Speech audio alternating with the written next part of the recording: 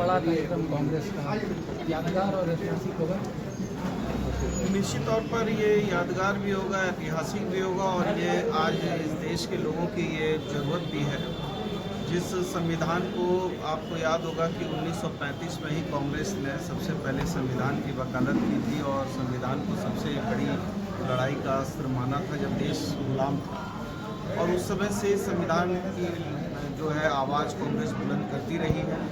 और 1947 में जैसे ही देश आज़ाद हुआ तो संविधान सभा के अध्यक्ष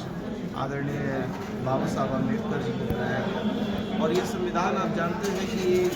लंबा चौड़ा इस देश की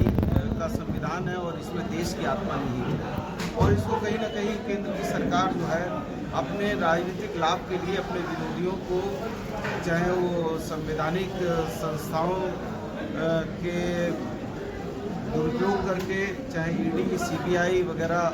का एजेंसियों का दुरुपयोग करके और संवैधानिक मूल्यों पर भी आघात और हमला करके, आप देख रहे होंगे कि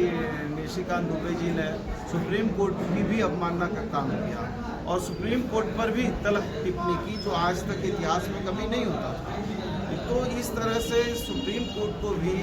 यदि ये अपने जद में लेकर उसको भी प्रभावित करके या उस पर भी जो है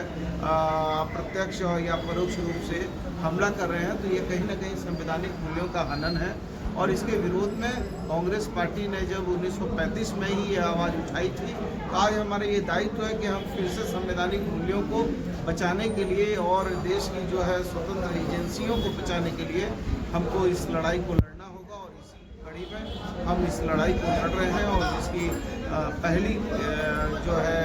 किस्त के रूप में आप देखिएगा तो 3 तारीख को इसकी बड़ी बृहद सभा होगी, जहां से हुंकार भरा जाएगा और इसको एक एक जन जन से जोड़ने का काम किया जाएगा, ताकि संवैधानिक मूल्य जो हैं वो अक्षुण्ण हो सके और वो संवैधानिक मूल्यों में लोगों की जो आस्था है, विश्वास है, वो आस्था विश्वास कम न हो।